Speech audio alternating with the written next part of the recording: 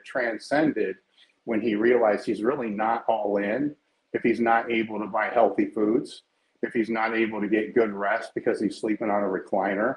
So, you know, he had to then, you know, take care of himself and get a decent job and get around good people, you know, get a girlfriend that understands and supports everything, basically balance out all the other aspects of his life.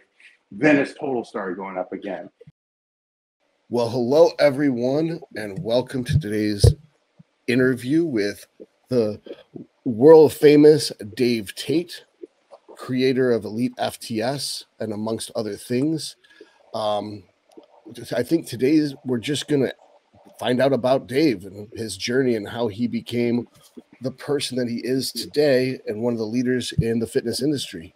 But before that, let me start with the introduction spiels.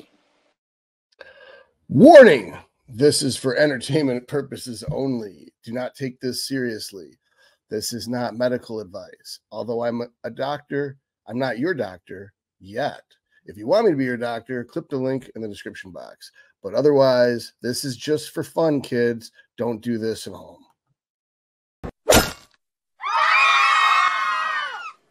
You're watching Dr. Todd Lee TV, where theoretically you could learn a bunch of cool shit. Please like, subscribe, and share. Also, subscribe to Dave's channel. Is it Table Talk? Is the name of your YouTube channel? Or it's the YouTube is EliteFTS. Oh, it is EliteFTS. Yeah, okay. Yeah. And then the podcast would be Dave Tate's Table Talk, which is on all networks. Which is one of the most famous fitness podcasts there is. It is working on it. It's a big deal. It's definitely a big deal. So why don't you tell us about yourself, Dave? Like, start from the beginning. What got you into Westside Barbell, I guess, would probably be, or if you want to start earlier than that. All right. I'll start a little bit earlier. I started powerlifting when I was 13 is when I entered my first meet. So that led me later in life after graduating from college to Westside Barbell. But in the sport of powerlifting, before Westside Barbell, I'd already achieved my elite status in 3 different weight classes, as well as I had a little stint as a bodybuilder. So there are 3 shows that were kind of in there as well. And while in college, it was a long journey in college, but while in college, I was studying strength and conditioning, you know, towards the end of that, and you run into many plateaus, you know, as a bodybuilder and as a lifter. So at that point, when I was close to graduating, injuries were starting to pile up. I had pretty close to a decade in the sport already. So, and I tore complete rupture of my pec. And it was at that time where I was trying to decide, you know, am I just done with the sport? Because I had professors and so forth telling me about, here's your genetic ceiling, here's where this is. And then after kind of being stuck in the same total for a few years and just accumulating injury over injury, you know, I kind of bought into that a little bit and trying to figure out, you know, what I wanted to do for the rest of my life and so forth. And Louis Simmons, I met while I was still a teenager, because he would give me advice in warm-up rooms and stuff like that. It's kind of how the camaraderie of powerlifting is. And I remember after my bodybuilding stint, I competed as a 242-pound powerlifter. And I can't remember what the total was now, but it was somewhere around 2,000 pounds.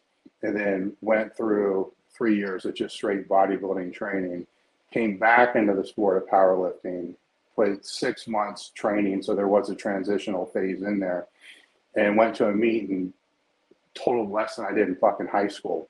Everything just tanked, and I'm way bigger, you know, and all my accessory movements, all the movements and training that I were doing were way stronger, and I couldn't figure this shit out. So Louis came up after the meet and was asking me, you know, where I've been, you know, and what I was doing, because I was way bigger than what I was.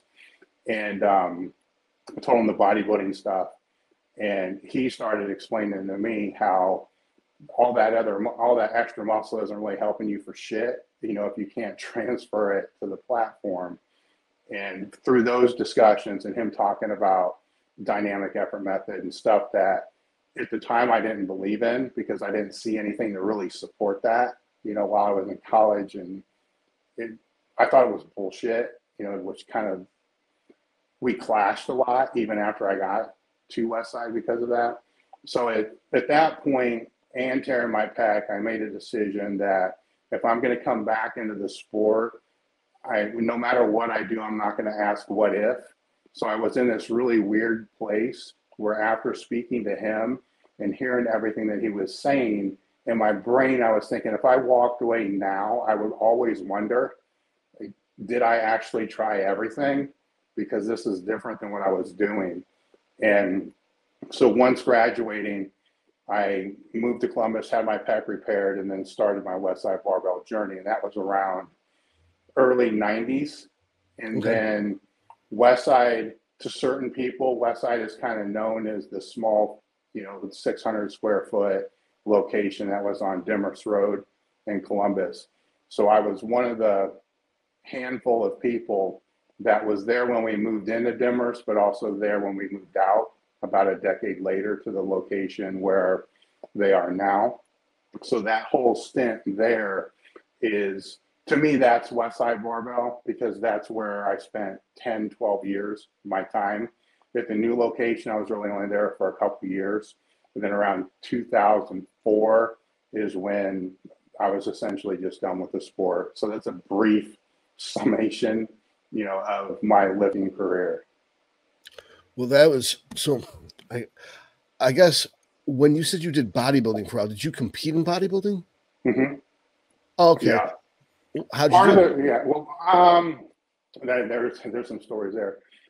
Part of the reason why I did was when I first started powerlifting, it was my dad put me into, he didn't know, it was a powerlifting club, right? Mm-hmm. I was getting in trouble, and a lot of the people that trained there were police officers. So that was kind of his way of keeping me out of trouble. And so I fell in love with that sport there, and we were training in a crew and all this other stuff.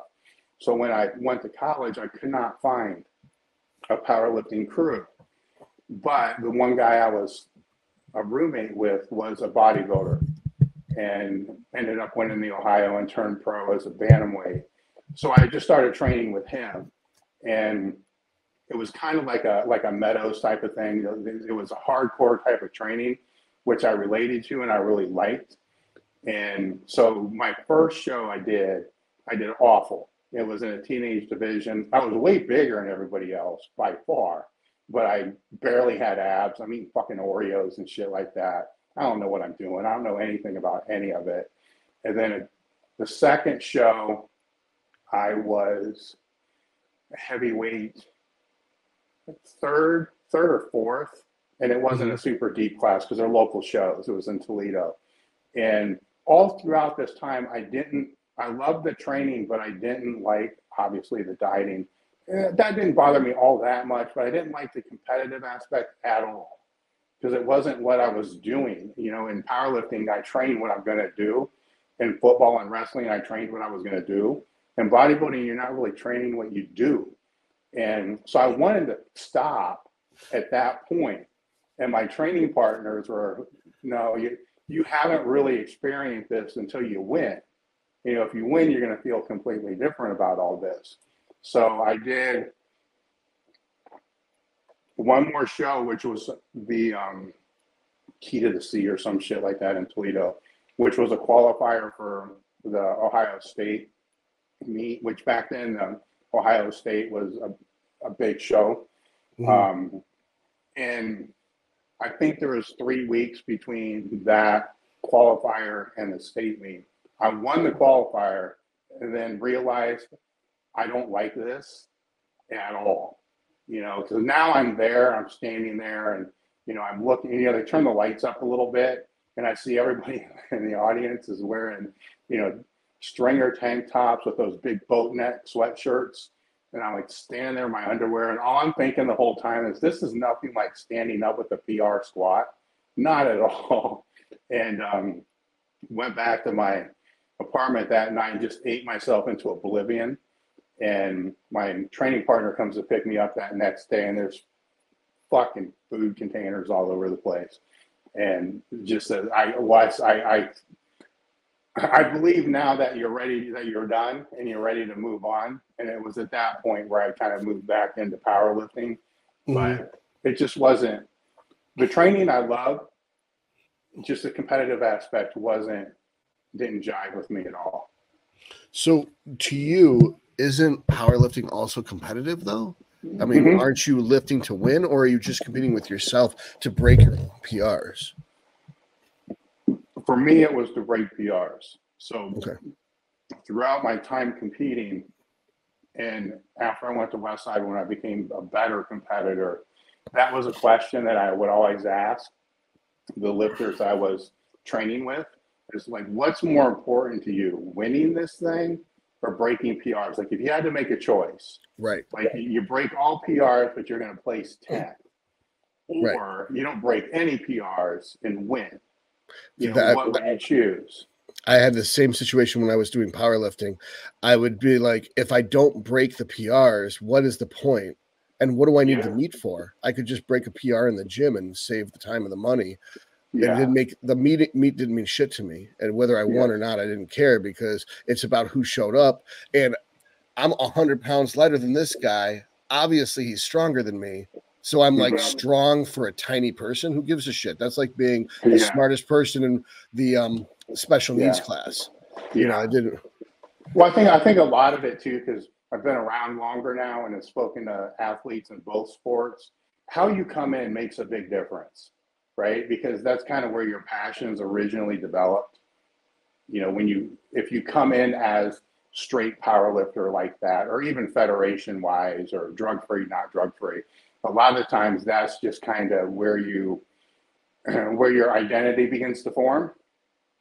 And then for me, I just always got called back into that, because there's something about that straining for that one rep, which is I'm addicted to even now. You know, it's just that is way more important. And post powerlifting retirement, there was a stint where I trained with John Meadows for a few years. And I love the challenge set stuff, man. I love that shit because it mentally challenges you. We can debate how much it actually fucking helps with hypertrophy. Probably not at all. It's probably more damaging than anything else. But that I love. But all the other stuff was just boring as hell to me. You know, because in my brain, it's just accessory work that I would do for powerlifting.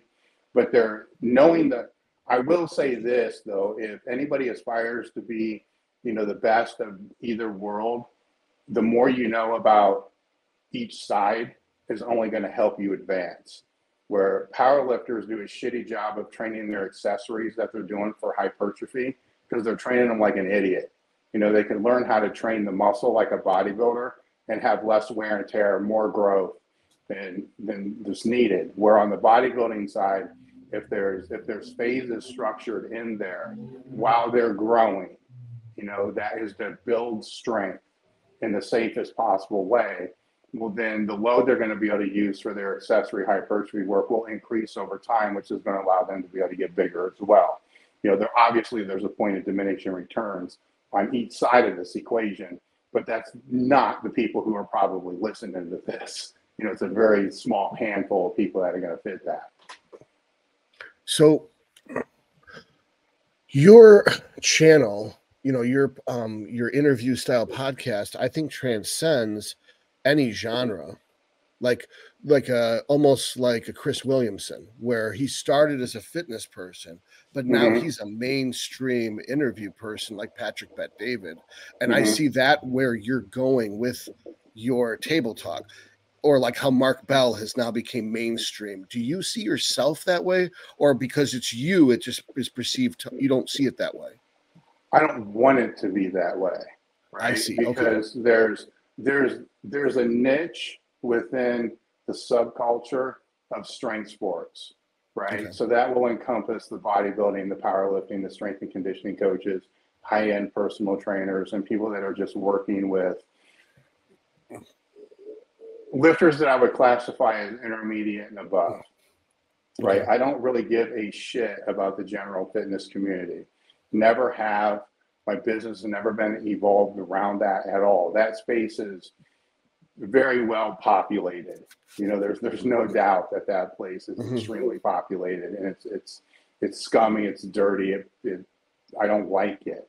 Where when you're dealing with that subculture of the people that would place training as one of their top 3 priorities in life, I classify it as top 4, because you that at top 4, that's high, especially if you have family, you know, you have kids, wife, religion, work, you know, then you're right there. So one of those things is going to be replaced with your training, which is a balancing act kind of in itself to be able to figure out.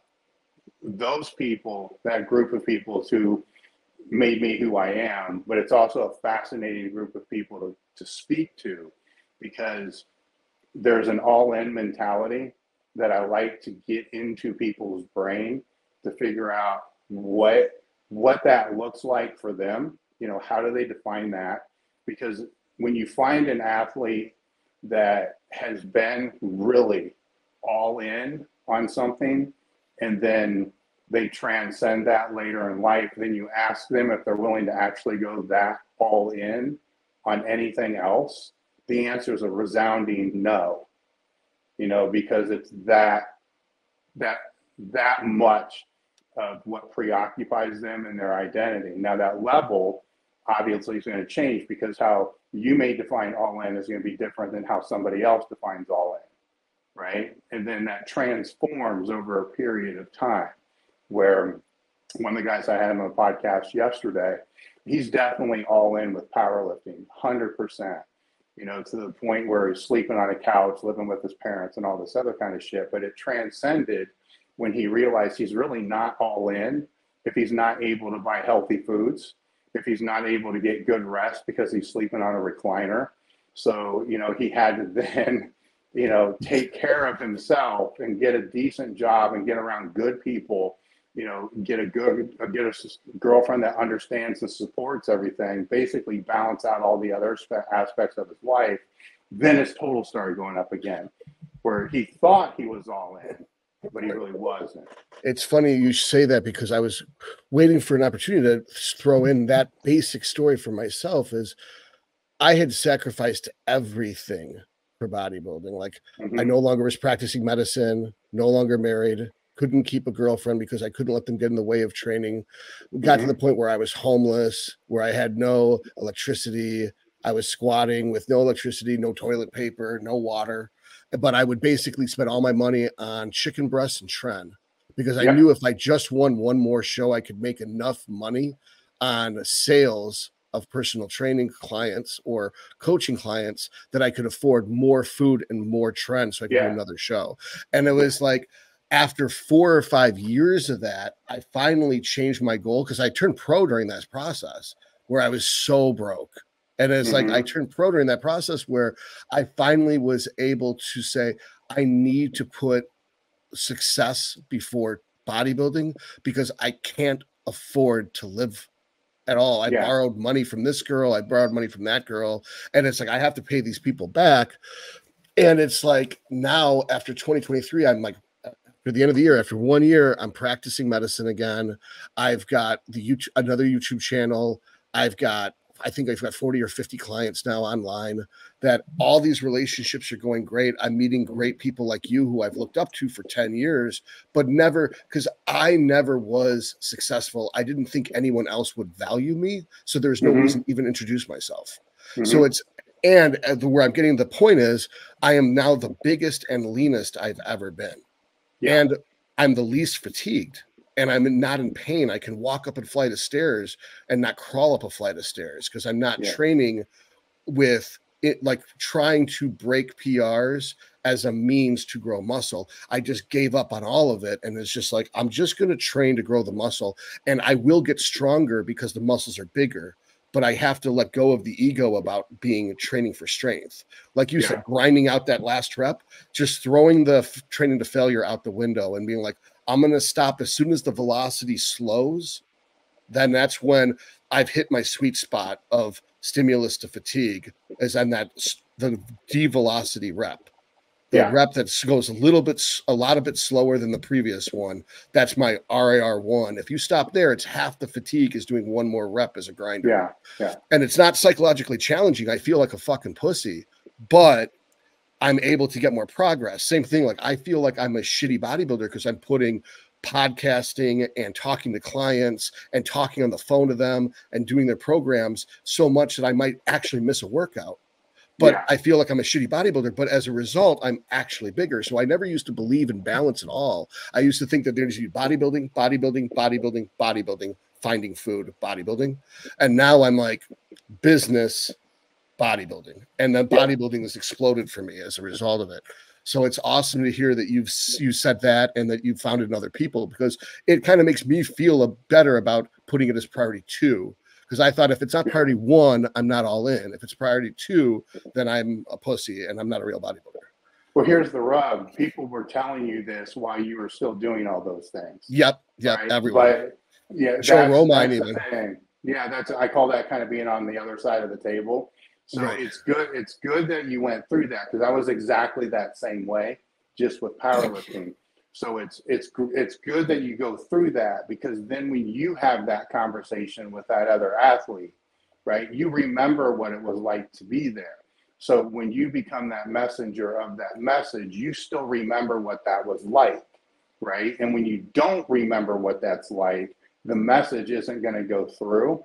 And if you didn't do it, they're not probably going to listen to you either, because they think that's what it is and how it works. But usually if you look around at the best, the best, they have all those cards taken care of, but you get blinded to that as you're in this pursuit, because that's your identity. Everything else kind of gets wrapped up into that, which is okay. All this is okay, right? And it's great to do in your 20s because you can get away with it. The problem becomes when they're 30, 35, 40, and they're still doing that, then that becomes a bigger issue, because of some of the other things that you were talking about. The overuse is going to start to accumulate. Injuries are going to start to accumulate. Organ damage, all kinds of other shit is going to begin to accumulate. Yeah, I mean, especially when you're in your 40s and you're you're literally living on a mattress in your mom's basement in your 40s, and your whole life is bodybuilding. Yeah. Well, even if you dial that back though, and you think about it, and you put yourself back into that spot, think of the stress that you had because of all that, right? You're stressing out because you don't know how you're going to get your trend. You're stressing out because you don't know how you're going to get all this other stuff. So you're mentally stressed almost all the time, right? So that mental stress needs recovery the same way the muscles need recovery, and your nervous system and everything else needs recovery. So it's all systemic.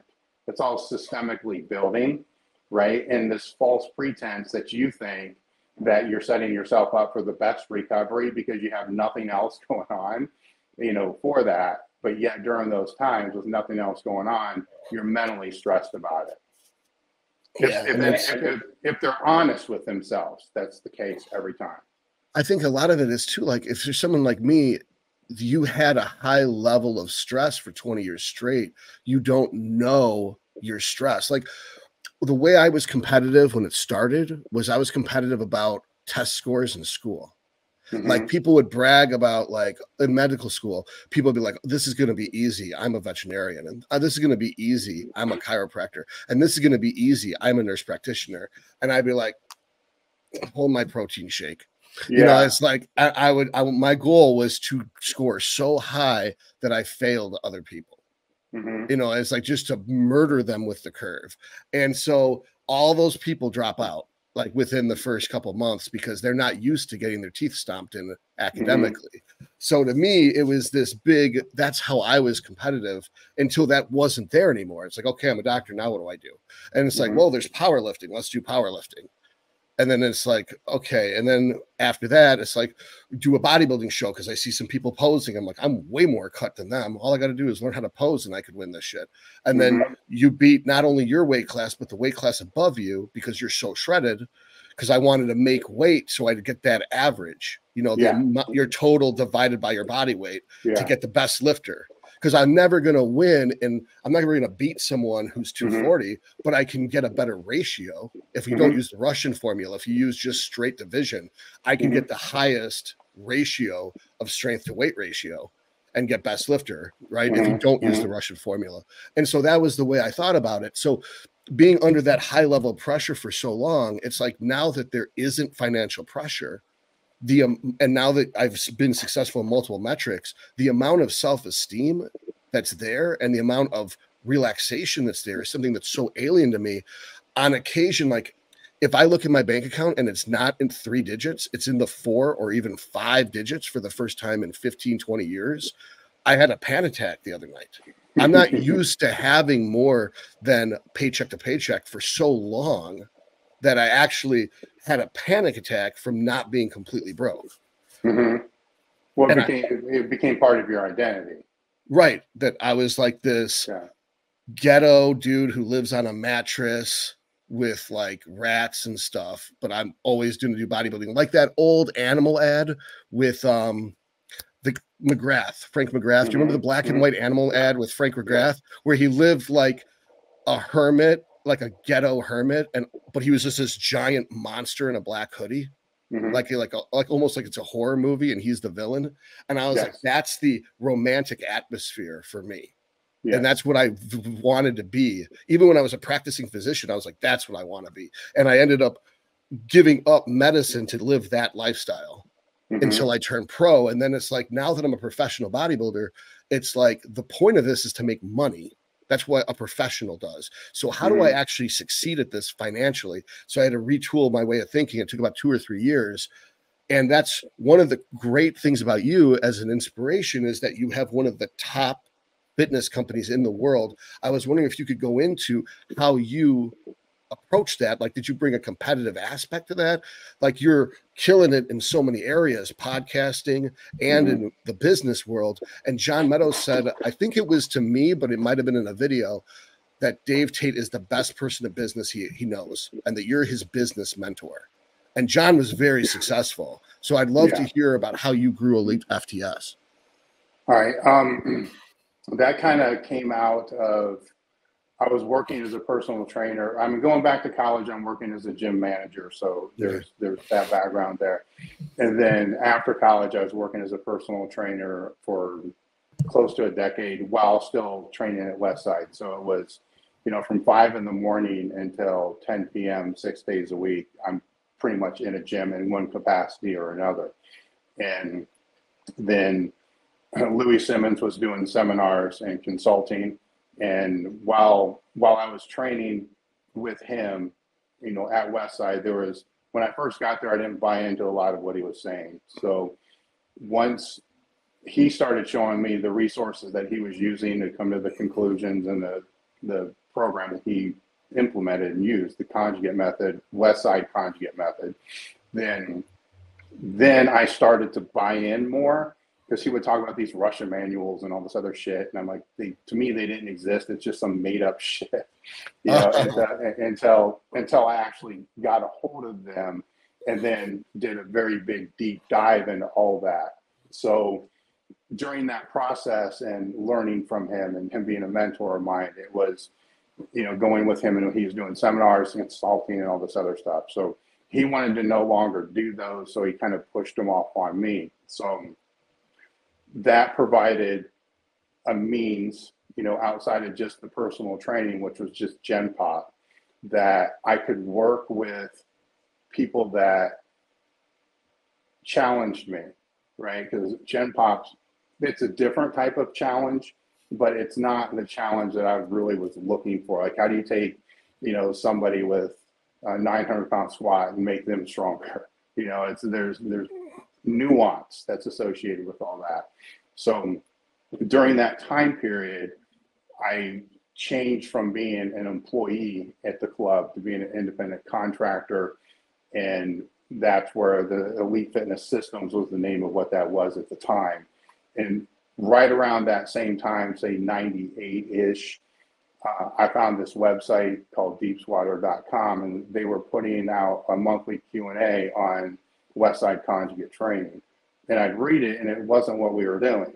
You know, so I reached out to the dude, and he was just going off Louis' articles and stuff like that. Okay. I mean, he was doing the best that he could. So it wasn't awful, but it really wasn't exactly what we were doing either. So I started doing that Q&A for him, and we're going way back now. I mean, this is like front page HTML, you know, shit like this just to get things posted. From that, I went to a seminar, and I went to conduct a seminar at some small gym in South Carolina. And on the way to dinner, one of the guys asked me if I ever thought about having a website, and I kind of did. It was just like a banner site. I was selling sleds and a couple other, the consult sleds, the seminars, and consulting, and like something else. And what I told him at that time, I wanted to have a Q&A that I could just answer the questions immediately. So it didn't take a month before they could go back out. But I didn't want a forum because they were a clusterfuck, and I didn't want to deal with forums. You know, I didn't post on forums because they all were a clusterfuck. And he had a friend that just built a platform that was exactly what we were talking about. So the site started just as a Q&A with an Ask Dave section where people would submit questions and I would answer them. Right around that same time, my wife was training as a night crew at Westside. I was training in the morning crew with Louis and those guys there. And Louis was in there one night. He was bitching because he had a mail order company out of his home selling, say, 12 different items. And he didn't particularly care that much for the customer service that was associated with these, or dropping the shit off at the mail, at the post office, you know, because they weren't, UPS isn't picking up or anything like that. So she wanted to try to get out of her job. So he just basically told her, why don't you guys just sell this shit so I don't have to deal with it. I'll just do the reverse hyper in his videos, which he was just faxing the orders over.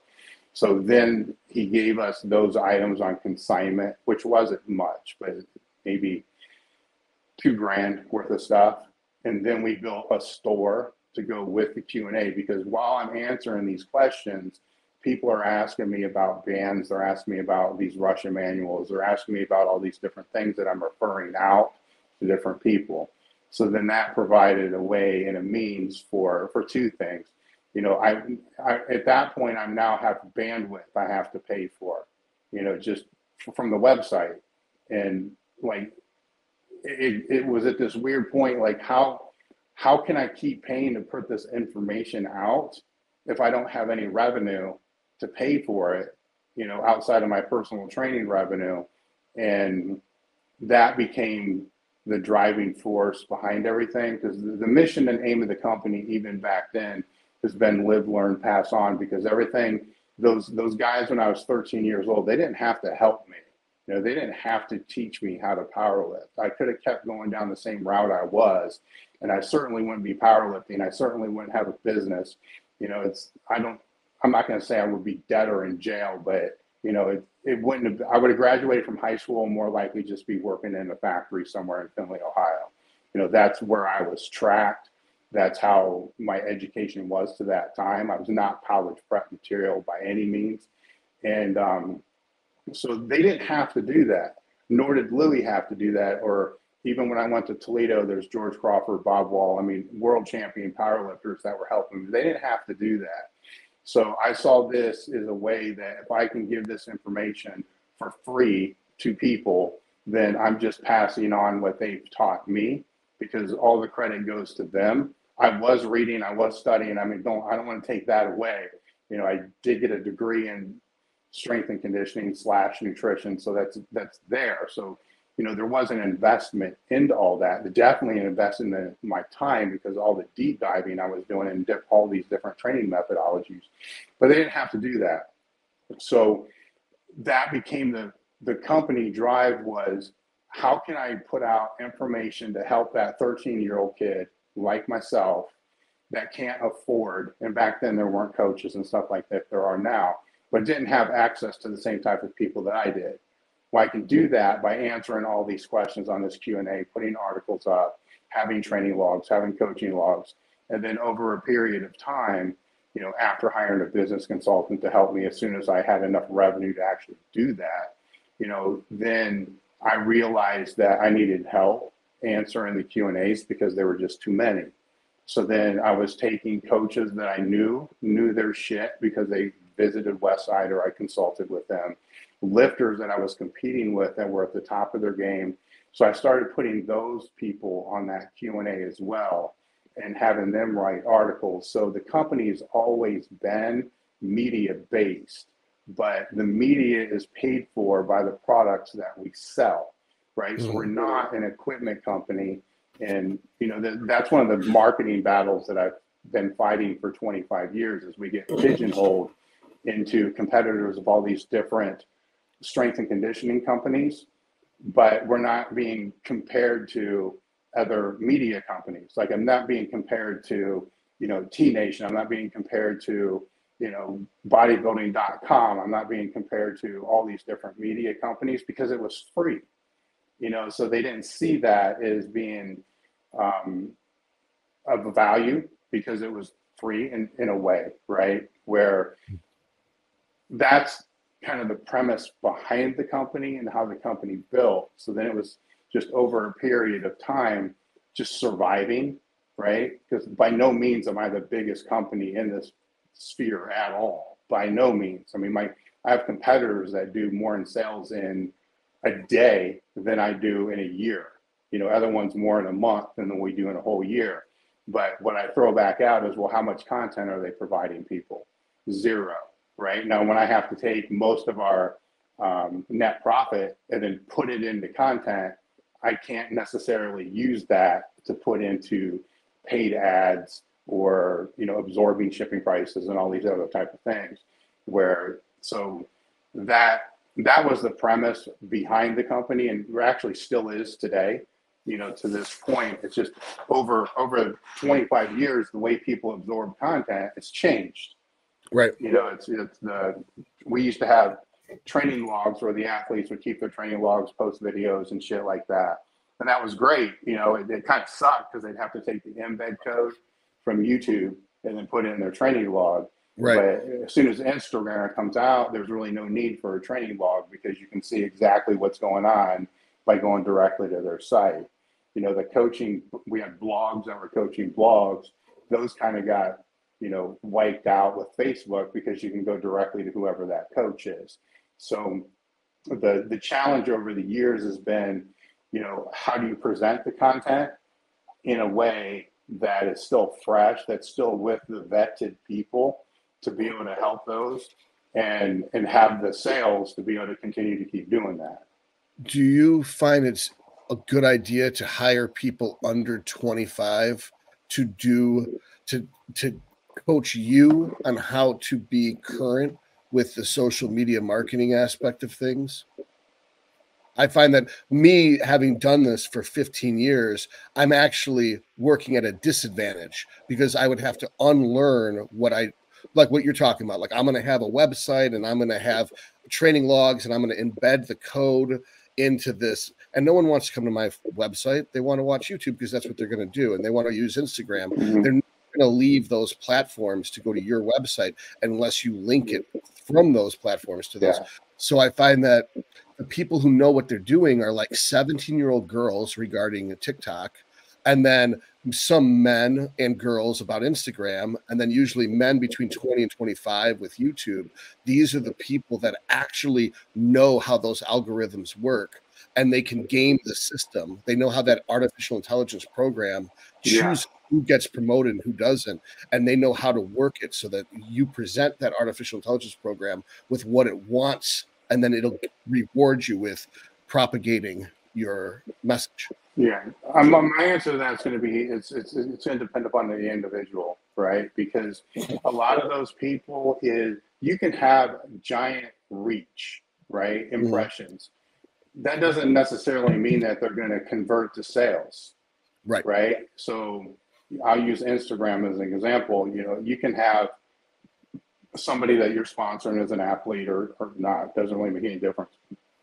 You can have somebody with 200,000 followers, right? But all they have done is amassed a lot of followers. They don't really have, per se, fans, right? Or I could have somebody with 700 followers, but those 700 followers may contain 10 customers, which would be more than the person that's got 200,000, right? So amassing the impressions, it's a metric, but the main metric is what's the conversions to be, right? And a lot of the people that haven't been in business for a long time, they don't understand that. They just understand, I want X number of followers, or I want this many views, or I want this as well, where that's great, right? And on the ass end of that, you can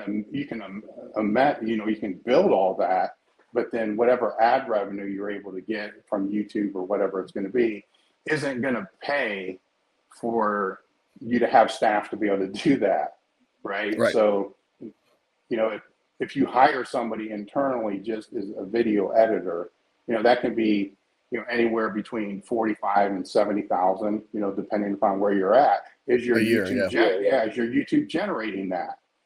No, right? So now you can hire somebody, just maybe they do thumbnails, and they're still going to kind of be guessing, but it's going to be a better guess than what you do. But if they're charging you $50 to $100 per thumbnail, odds of that video making you $50 or $100 is zero, right? So now all your investment is negative revenue. So you're just going backwards, you know. So to answer your question, the information that they can provide, yes, it can be helpful, but it's incomplete, right? Because when you look at them, you know, the things I look at, if I'm looking at those type of people, how many people do they employ and what's their physical location look like, right? If that's not there, then okay, cool. They're doing all this on their own, you know, and that's kind of what you end up competing with sometimes if it's YouTube and you're trying to compete in that sphere, is more than likely you got one person and they're doing all the editing and all the other stuff all on their own. Then if they had to hire other people to do that, they wouldn't be able to afford to do that. So you can't look at those models, you know, as a business trying to, you know, build clients or whatever it is. You have to look at other people that have used those same social media platforms to actually build clients. There's a difference there. There's a big difference. And so I try to stay away from that, right? Because unless the person is staying up with what's going on with all these, because they might know the algorithm, but that can change in a so heartbeat, fast, right? You know, very fast. So Instagram Reels used to be the shit, what, a year ago? You know, now they're not doing what they were doing before, right? So it's moved to slider posts or whatever it is now, but it will come back to, you know, what is the message that your page is actually sending from a brand perspective? And then is that branding actually building the brand identity of what you want to build? Because, you know, I can go back, you know, I was doing this before Instagram, before Facebook and all this other stuff and trying to build the brand there. Then when YouTube first came out, I could not wrap my head around it. It made no sense to me. And I had people in the age categories working for me that you're speaking of that wanted the main hero on our website to click out to the YouTube video we just did. I'm like, that makes no fucking sense. You know, I'm trying to get people to come to the site. Why, if I get them to the site, you know, then why in the hell do I want to send them someplace else? Right? That doesn't make any sense. It's a sales funnel. Yeah, like the YouTube's the marketing of the sales funnel to pull them into the website where hopefully they purchase something or at least leave their email address so they can be marketed in the future. Yeah. So it's an ongoing thing. You know, the way people absorb content has changed, you know, over the past 25 years, and it's going to keep changing into the future. You know, where the tricky part is to figure out what to lean into and what not to lean into. You know, the number of social media platforms that have come and gone, you know, I can't even name most of them that, you know, at some point or another, people will tell me, you need to be on this. You know, I don't have to be the early adapter here. You know, let's just let this go, you know, for a couple of years and let's see what it is, then lean into it. You know, maybe get the name, you know, go there and register just so you have your business name, you know, that's there so it doesn't get hijacked or whatever it is. But in 10 years from now, it's not going to be the same platforms it is now. Most definitely, it isn't going to be the same type of content. Like I set up my Twitter with I like to keep the same consistency, toddleemd, which my original YouTube was called, but I got banned in 2018. Yeah. So like, you know, the toddleemd I put on Twitter, and I hated the Twitter culture, but I still have it there. Now that Elon has bought Twitter and it gets to be like a freedom of speech alternative to Instagram, now I'm happy that I did that in 2013 and set up a Twitter account, because now in 2023, I can actually actualize on that. Yes. You know, if your potential clients are there, right? So that's the other thing. So how much time and energy you're going to devote in that is going to depend upon, you know, where is that actually pushing things down the funnel? And that's just on the business side. Now on the content side, you know, wanting to pass on and help other people, that's a different conversation too. Right. I figure that what I did is, and this may not be financially sound right now, is to produce content and then have a marketing team distribute that content over all 7 of my platforms, because I simply wasn't doing it. It's like, it's not that I don't have the time or I don't know how to, but I wasn't doing it. So after 3 months, if I'm not doing it, it's stupid. I should pay someone to do it and at least get the ball rolling. And rather than having a flat fee like what you're talking about, I've always motivated employees with profit sharing, where it's like 10% of what this business makes, you make. So the more money you make me, the more money you make. And that way, we're not, if they don't add any value to it, I can look at it like, okay, we were at X amount of sales. You've been with me for 3 months. We're still at X amount of sales. So I didn't need you. You know, I'm going to have to let you go. You didn't. That can work if you have big margins, right? Now I'm in a retail sector to where I'm working with 30% gross. No, I did that with my supplement company, and it pretty much drove it out of business. Is that I hired a marketing person who helped me with one of my first supplement companies, and she was great then, but the COO was basically handcuffing her, not letting her do her thing. So it stifled her creative energy so that we didn't really turn any profit with her. So unfortunately, I had to let her go. Then I had to let the CIO go. Hopefully, I can hire her back at one point, because she was great when she wasn't being handcuffed. And a lot of managers don't understand that, because they're bean pickers. If you've got an artist working for you, you can't clip their wings and expect them to soar. Like artists have to be managed totally differently. Yeah, but you can have expectations on metrics that should be tried to be achieved, right? Right, exactly. And that's where you can fall back on impressions and stuff like that, and kind of gauge how they flow to be able to know. Because having a great video that looks amazing and all this other stuff, that doesn't do you a whole lot when it's getting 200 views, right? Not yet.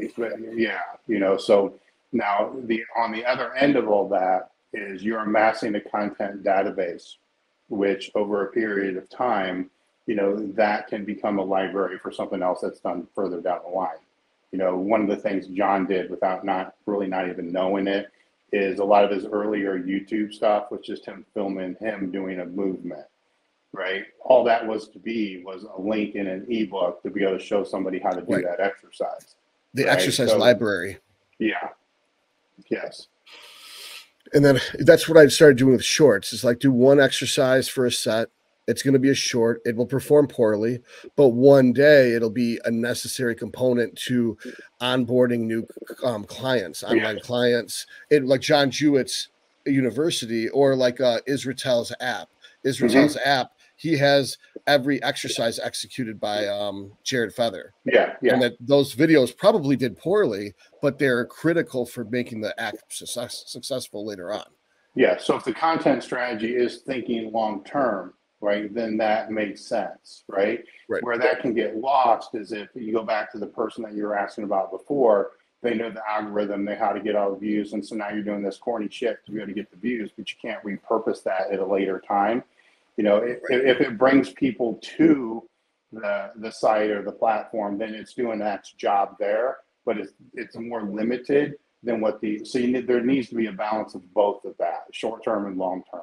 Right. Like, for example, I know a lot of younger, especially women, want me to do hip hop that's trending on these shorts. And it's like, I just test hip hop. I'm a metalhead and I will always be a metalhead and I'll die on that hill. And that integrity and branding is if my brand is having integrity and keeping it real, then I can't be fake. Then that undercuts the whole brand just to get a few more impressions from a population that isn't going to purchase my shit anyway, which is what you were talking about. So that a lot of these marketing people, they get frustrated because you're not compliant, but they don't understand that if you are your brand and you have 7 different businesses but you're the core thing that someone's selling, the salesman is what the person's buying, not the vacuum cleaner or the car. So if I come across as some slimy salesman that's changing my opinions like a politician every time the wind blows a different way, they're not going to trust me. So they're not going to want to take my medical advice or take my training advice. So therefore, I can't be changing my musical taste depending on what's popular. Yeah, well, I think that's the interesting thing today is, there's this big push for marketing departments and marketing people to push people to be authentic, right? So now people are faking being authentic, where being authentic is just being yourself, right? So the answer to that's very simple: just be yourself. If you're always yourself, then nobody else can duplicate that, and then that works.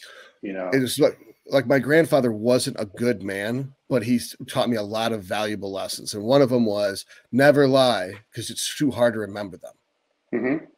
Now, if you always tell the truth, you don't have to worry about if you get caught lying. Yeah. And if your opinion's wrong, you have the right to change that because it's an opinion. A lot of people don't understand that. It's like, that's why I say in a lot of my videos, it's like IFBB pro and medical doctor's opinion. Like I'll say Superdrol versus Anadrol, medical doctor and IFBB pro bodybuilder's opinion.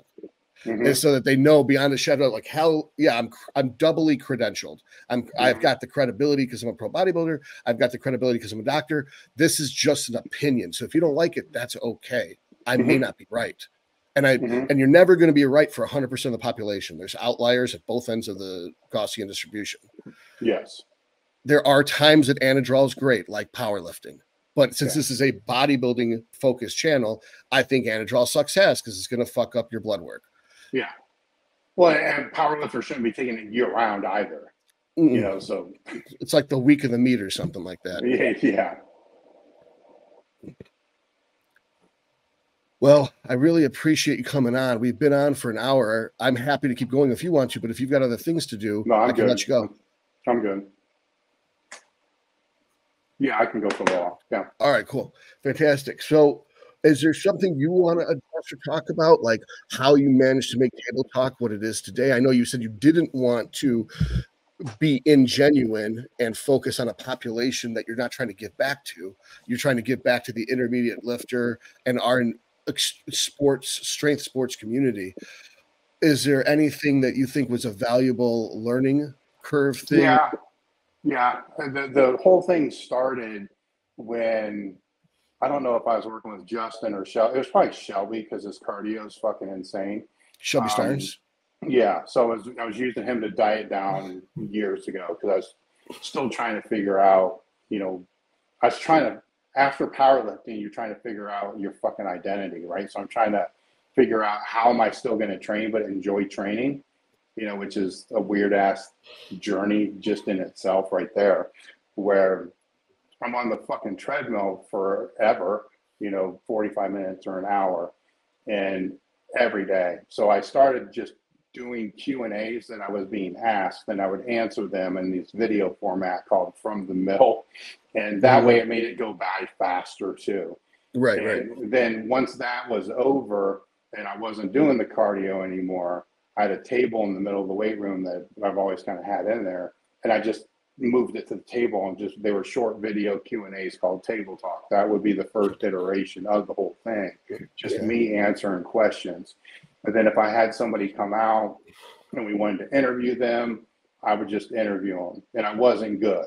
I was probably asking them questions I wanted to answer, and so that was kind of like the second iteration of the whole thing. And then one of the media guys I had going back a few years ago, probably 2018-ish, wanted to do this as a podcast. So then we put it out as a podcast, kind of the same format, just the Q&A thing. If a friend of mine came out, we'd sit down and talk.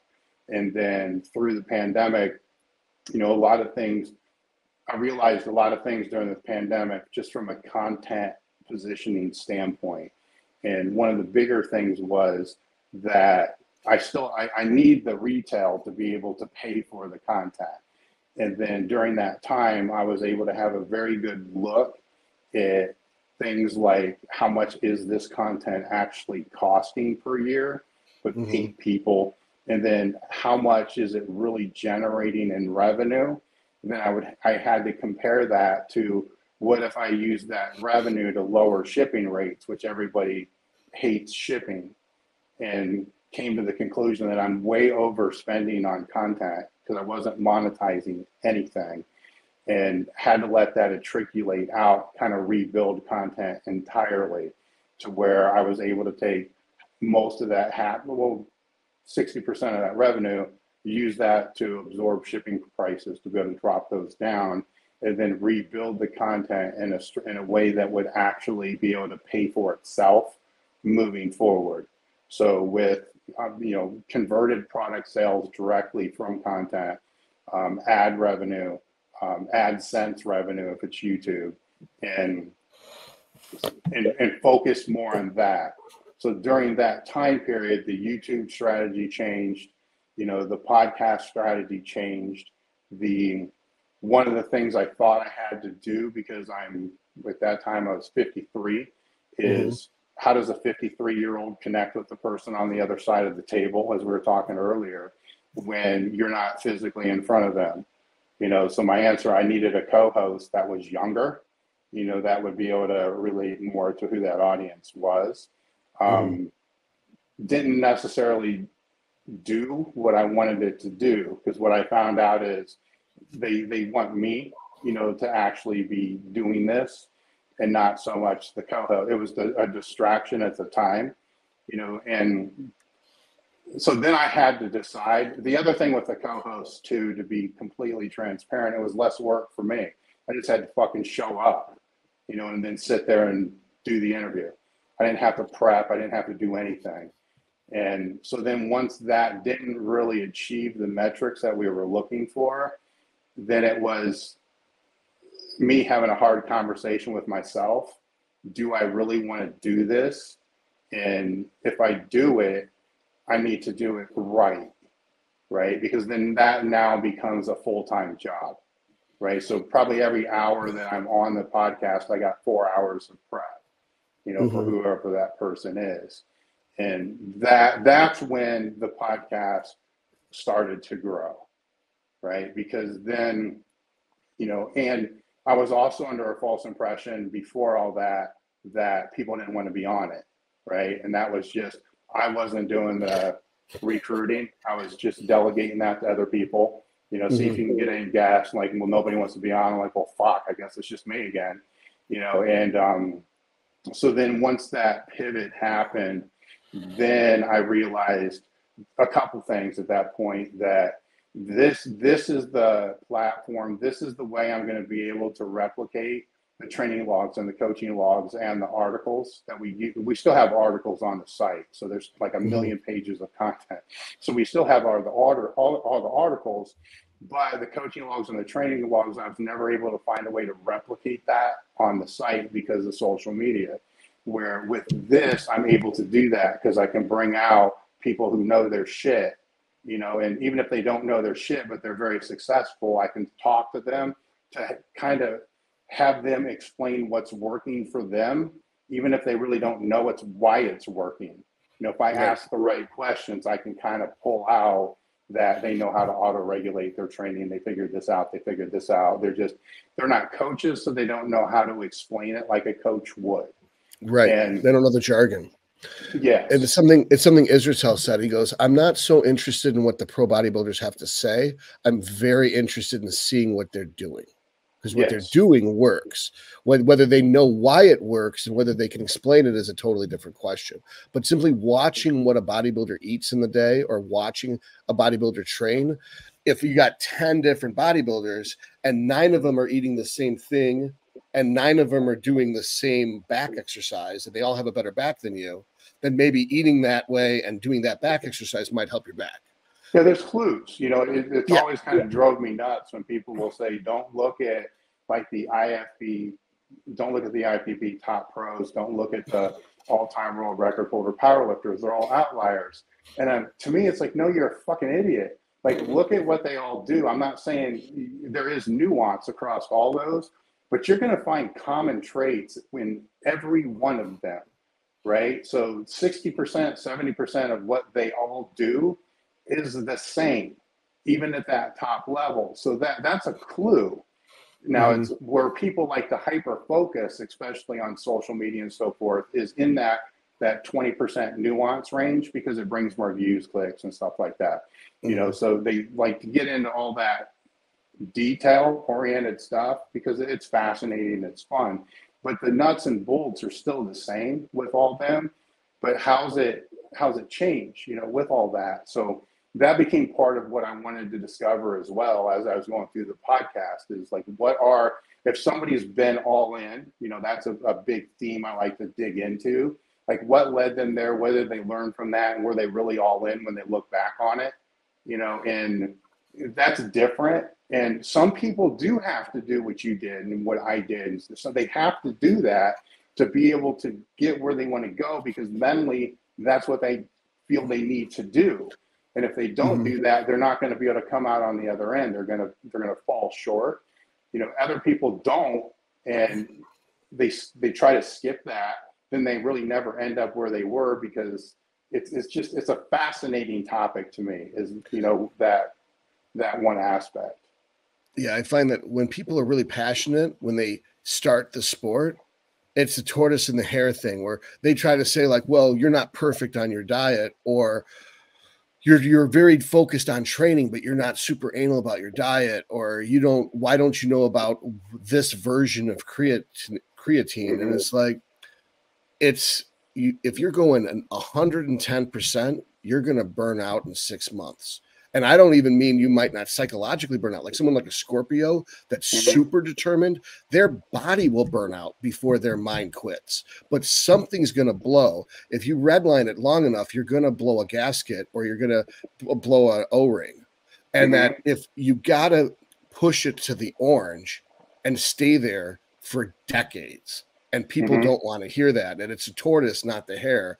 And like the same thing with gear. A perfect example is you push your gear up to the point where you're going to start taking some damage on blood work. Then you roll it back to the highest safe value you could find. And you fucking stay there. And you might have to stay there for 6 months, 8 months, a year. And people are like, that's too long of a cycle. It's like, no. It's too long of a cycle if you're blasting it hard and you're fucking your organs up. Then you only got 12, 16 weeks and you got to cool it off. But if you were to just push it up to the point where all your organs are tolerating it just fine, your blood glucose is fine, your blood pressure is fine, you can cruise there for years straight, assuming you're done having kids, and then you'll be okay. And people don't want to hear that the extreme end of moderate, like moderate plus, is the way to go on all metrics. Yeah.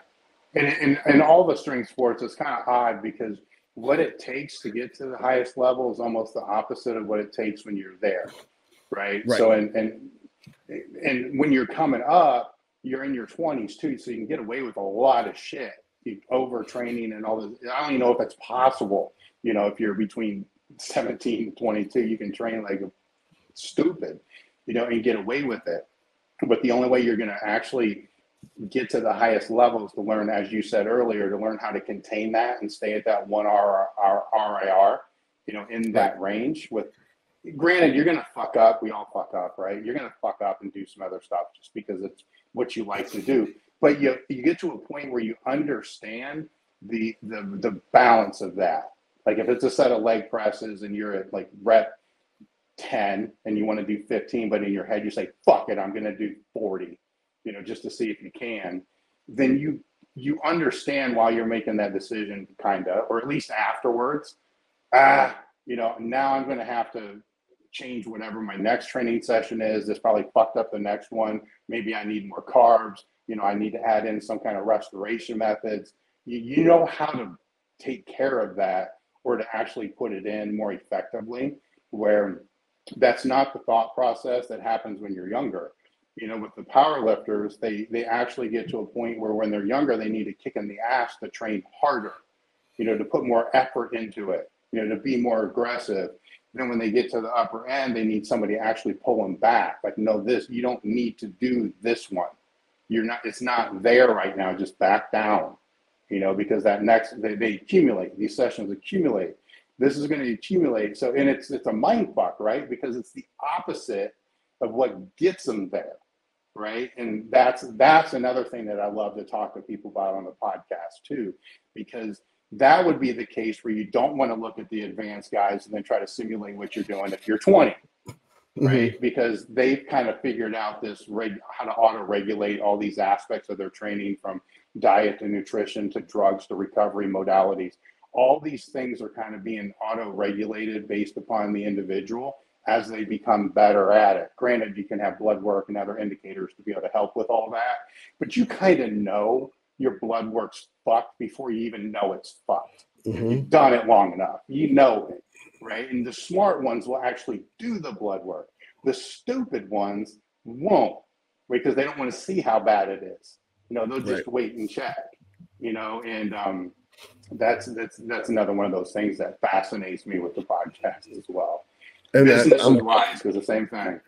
Yeah, I'm guilty of that as too. Like, even though I'm that guy that someone turns to for the most controlled, measured, but not cowardly approach, myself, I didn't check my blood work for 6 months because I didn't want to see if this was doing any damage. Turns out it wasn't doing any damage, mm-hmm. but Masteron wasn't working like an AI the way the Primo was. So instead of my estrogen being 25, what I calculated, because I was using Masteron, not Primo, it was 204.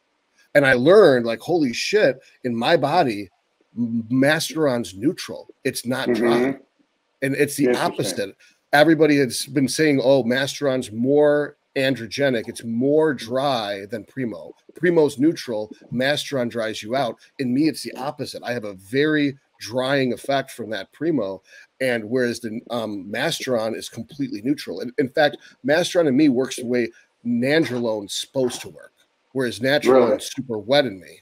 Yeah. So interesting. And then I think I got an advanced discussion series where me and Dr. Kurt Havens talk about the super advanced type of anabolic pharmacology. And then me and Coach DJ, who's getting her PhD in pharmacology, we've got a new series that's called Remedial Street Chemistry. So it's like the bro science, introductory steroid stuff. And then me and Kurt are at the top. And then Dr. Eric Serrano and me went over blood work recently, the blood work panel I order for patients and my blood work. And I was just like, I was so scared because I'm like, you know what? If he tears me to pieces, no one's going to trust me with their blood work ever. If I'm a mess and I think I'm okay, no one's going to feel safe. And he was actually really positive. He thought my blood work looked good, and he was impressed that I had records going back 3 years correlating to my intake of drugs and my blood work and my training and my nutrition through multiple shows. And I had it all documented. He said that it was probably the only time he's seen someone have this good of records, kind of like Dorian Yates did, but with blood work. Yeah, no, that's interesting. It's good to have. I mean, it's at least to keep those things, because Eric's my doctor, but if I have to see somebody outside of them, I usually take a couple of years of my blood work with me. Right, because they'll find a metric that they think's off, and then they're going to obviously blame it on anabolics, right? Then I can show them all the past blood work with the anabolics, and it's actually reversed. It's like, no, actually, when my test levels are low, my hemoglobin's higher, so it's the opposite of what you would expect with other people. Then I can throw it back at them and say, so what you're actually telling me is I need to take more shit, but if you don't have that, then you're at a disadvantage. Because you as a medical professional, all you can go off of is what you're given right then, that snapshot. You got to make your best guess based upon what that is. Now, if you have 2 years and all that other information in there, then you can look and find better correlations between certain things. And that really should come up to the patient to know, right? You know, they should be able to present that information in a non-hypothetical way. Right. Like for example, if I had to present my echocardiography now at 40 to someone, if they didn't know what they're looking at, they'd think because I have a dilated left ventricle and a large left wall thickness that I'm unhealthy, and they don't know what clearly that's an athlete's heart because it's a left ventricular wall, not the septal. And then I had an ejection reaction of 65, whereas 10 years ago, I had the same heart, but ejection reaction of 48. So I would so if you think that steroids caused the heart, well, that means steroids made my heart stronger. Yeah. That I went from having a normal heart to being a super physiological heart. So everyone should take steroids to have better heart strength. And then like it's proving your point. The same thing with like the ALT, AST, where they're convinced that that's the liver. And it's like, well, this is when I'm off season and it's 80, 80. And then this is when I'm at the beginning of contest prep. It's 135 and 135. And this is immediately after the show. It's at 240, 240. It's like, means that I've got an escalating amount of stress and effort, and I've got a decreasing amount of carbohydrates. So the transaminases are burning amino acids to make glucose because I'm not consuming carbohydrates. Yeah. And then usually they don't even understand the biochemistry, but they understand that my point is I've got 3 years in a row where I have corresponded my blood work with and then they'll just say, well, that just means it's your liver. And I was like, no, because the GGT is 14 the whole time. So we know for sure it's not the liver. And it's one of those things where even though I'm a physician, they don't want to change what they think because there's too much ego involved. So if you don't have that blood work, you're never going to get through to them. Well, I mean, you're also validating the point that anybody that's going to push these things needs to have somebody look at their blood work that knows what the fuck they're doing.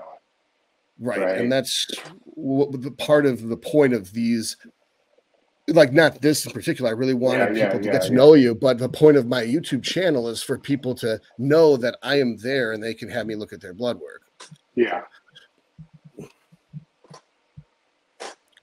So what's the future? Where do you plan on taking EliteFTS and taking Table Talk?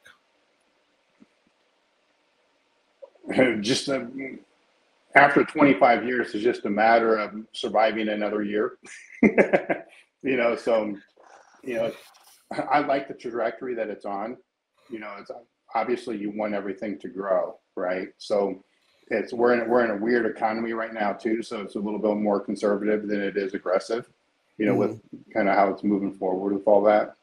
So that's kind of the mode that we're in now. I mean, it's Q4, and I am in retail. I mean, that's how the money's generated. So we're now in November, right? So this is holiday sales season. So half of my revenue comes from the knee wraps, wrist wraps, t-shirts, straps, all the accessory type of stuff. The other half comes from the strength equipment. So during this time of the year, the strength equipment's a little bit lower, because there's seasonality to that, where the other shit comes up. So my focus just from the business side is the marketing aspect of that, maximizing the sales that we can from now until the end of the year. And then the whole cycle starts again, with that next year. So I've been using knee sleeves with knee wraps over the knee sleeves on my work sets for years. One coach told me that the knee wraps are dangerous because they change how the patella tracks. And when I didn't wear them, I caused patellar tendon damage, which makes me think I need to wear them.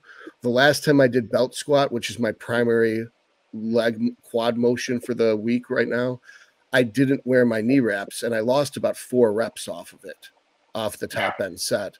Does that sound about right? And I guess my next follow-up question is, should I be using the knee wraps anyway because there's improved safety over the knee sleeves, or have I overkilling it and I don't really need them? Well, I mean, when you're talking about the wraps pushing the patella in, you know, I've heard this for years and years. Now, I'm not an orthopedic by any means, but, you know, it's what validation is really behind that that's real. You know what I'm saying? So I don't like broad statements like that, because that it's got to be a lot of fucking force for it to be able to actually do that. You know what I'm saying? The bones, you know, just don't move, you know, like that, what they're talking about there. Now, the compression's a different thing. So a couple thoughts I would have on that is, you know, if it's providing the joint stability and the joint warmth that you need to be able to elicit the set that you're looking to do, then you use whatever you're going to use. Is it going to help get more reps? Yes, of course, because there's going to be more support in the joint and rebound out of the bottom. The other end of that would be, wouldn't just using lower weight with a slower tempo accomplish the same thing? Now, I don't know what the joint pain is. You get what I'm saying? Where sometimes, you know, just changing the tempo, changing the stress underneath there, then those things won't be needed, because you'll be able to increase the range of motion to be able to activate, you know, the muscle over a greater range. It's harder on the ego because it will be less weight and a slower tempo. So there's a lot of answers to the whole thing with how that goes. So it's funny because I already I go 3-second eccentric and come to a dead stop and pause for a full second, so I don't get elastic recoil out of the hole. And then I make sure to drive with the heels and try to push back against the belt when I do the belt squat to try to get as much quad sweep out of it as possible. I find that when I wear the knee wraps, it feels so much more comfortable on the knees and so much more mind muscle connection with the lateral quads that it may be the reason why I'm getting more reps, is because I'm not inhibited from pain in the knees. Yeah. So therefore the spinal cord has no reason to stop sending the signal. Yeah, I think you just answered your own question, right? So it's, you know, that sometimes I like to bounce stuff, even though if I think I'm right, it's very it's the key of hubris to think that you can just reason your way out of something philosophically when you have older, wiser, more experienced men to bounce these ideas off of. It's foolish not to try. I mean, you obviously know more about knee wraps than I do. You manufacture them and sell them. Yeah. Well, to me, this isn't so much a conversation about the knee wraps. It's what are you trying? What is the objective of you doing that movement during that time? You know, what's the goal of that set that you're doing? Right. Then if you're accomplishing the goal of that set, knee wraps, not in your squat suit, whatever the fuck it is, then that's best for what you're doing, because that, as long as that goal that you're trying to achieve for that set is building upon what you want to achieve further into the future and not taken away from all that. Right. So if this same situation, this same story led to my knees then hurt 3 days afterwards, it'd be like, maybe it's probably not the right exercise to do, you know, then it's going to pivot away from all that. But if it's accomplishing what you want to accomplish, then that's always the right answer, no matter what anybody else says, as long as you reasonably think through it and use common sense as well. Yeah, I think I've got bilateral quadricep tendon pain from not wearing the knee wraps, but I don't have any additional stimulus to the quads from not wearing the knee wrap. So I felt like I got more out of the set, more stimulus and less fatigue, and improved the SFR of the motion by having the knee wraps on. Yeah. So I think it's probably wise for me to reintroduce them, even though technically I'm double wrapping the knee. Well, kind of. I mean, the knee sleeves probably aren't, you know, from a powerlifting standard, they're probably not that tight, right? I mean, they're not. I don't assume you just slide them right on. And, you know, the wrap, it's probably not as tight as it would be if I were to wrap them. No, I intentionally don't do that because it's meant to protect the joint. I'm not doing it to benefit for the lift. Plus, it's only 470 pounds. It's not like it's a lot of weight for like the way a power lifter wraps his knees for a 700, 800, 1,000-pound squat. We have exponential amount of trauma to the knee as that load goes. It's not linear increasement. Yeah. Well, I really appreciate having you on, Dave. Is there anything you wanted to talk about? No, I think we kind of covered quite a bit. All right, fantastic. Well, I would love to come down and check out EliteFTS one day soon. And it's been a pleasure having you on. I'd love to have you back on because I'm sure there's going to be lots of questions. Your people are going to be excited to see you on here. You're probably not someone people would expect to see on my medical / steroid / bodybuilding channel. I'm always the guy at Swiss that went on the steroid panel. I don't know why they'll put me on that. Yeah, I remember. The year before, were you there the year before last? No, I wasn't. All right. Well, the year before last, they're all kind of talking like they were talking last time. And then it came to me and I'm like, y'all realize that everybody sitting out here right now isn't getting farm grade stuff. You know, they're buying their shit from some bro in the gym. So maybe, you know, if you're talking about Masteron and Primo balling and test and all these other things, they don't even know if what they're getting is actually real and if it is actually that compound. So how exactly do they go about figuring out what it is, right? And then what the purity of it is. And then when they shouldn't take stuff, like if there's like rubber and shit floating in the fucking, you know, liquid, maybe you should talk about that for a minute because they don't have access. Like they're not going to go to their doctor and get fucking Primo and Tren and all this other kind of shit. But it was all based around, you know, this all these assumptions that are being made. And all I'm thinking is, I don't live in this world that you're all in. You know, I live in the world where somebody walks in with a fucking brown bag, you know, or briefcase out of a trunk, or lived in that world. That now you got to figure out, is this really, you know, test, or is it, you know, is it really like cypionate or is it propionate? You know, odds are it's probably propionate because it's cheaper to make, you know, so it's figuring all that kind of shit out. That's kind of like my role on that is like, if I'm the meathead sitting out there, what does all this even mean? You know, and how can they test their shit? And that then changed the conversation a little bit. And I forget who it was, but they would let them know where they can buy test kits to be able to figure out what their shit actually is and stuff like that. But it's sometimes I think that those communities forget what the people who are listening to actually have access to. Right? Maybe they do. Yeah, maybe they do have cypionate because they're lucky enough to get a TRT script. So they have maybe a CC to 2 a week of that. But that, for most people, isn't everything they're taking. You know, all the other shit, that just keeps them legal. So what's funny is, I talk about that a lot, is like the biggest difference between Masteron and Primo is that Masteron's a quarter of the price. So you can afford 4 times more. And so a lot of people don't think like that. They're like, Primo's the best, blah, blah, blah, blah, blah. It's like, if you have a total of $600 a month, then good generic GH, Masteron, and test is a better deal than just having GH, no test, no Primo, or just having Primo, no GH, no test.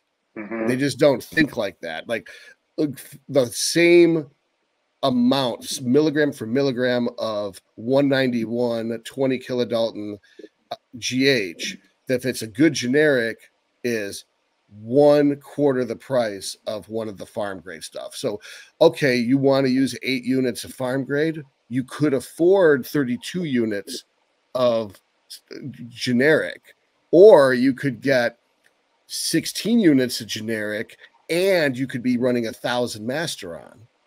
Yes. Or 200 Primo. So is 1,000 Masteron worse than 200 Primo? The answer is no. So usually 16 units of GH with 1,000 Masteron is a better deal than either, 7.5 units of farm grade GH or 200 Primo. Well, that's the conversations that need to happen more frequently because they're thinking number of units and number of milligrams, bottom line. You know, when you ask anybody, you know, what are you taking? They're going to tell you X number of milligrams per week, right? And then you got to ask them, well, what is that? Right? So they'll say 2 grams a week. Like of what?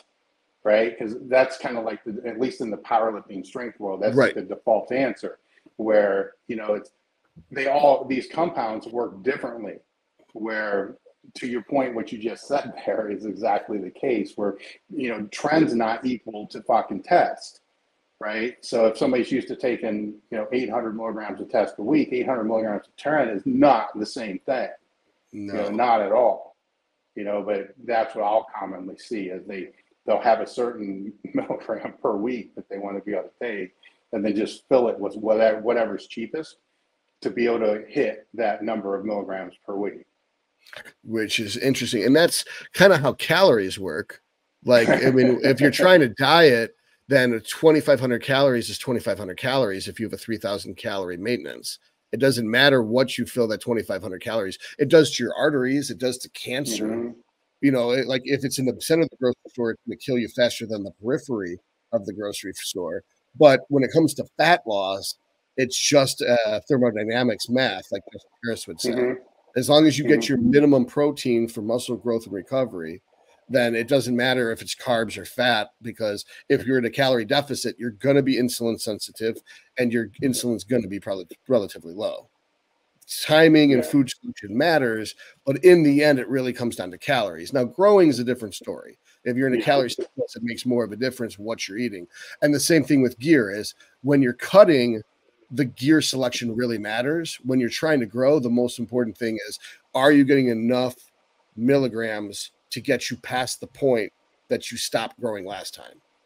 Like if you needed 1.8 grams of total gear to get up to 260, and it doesn't matter how much you eat, you're not growing anything but fat, then you kind of have to go up to 2 grams of total load. Mm-hmm.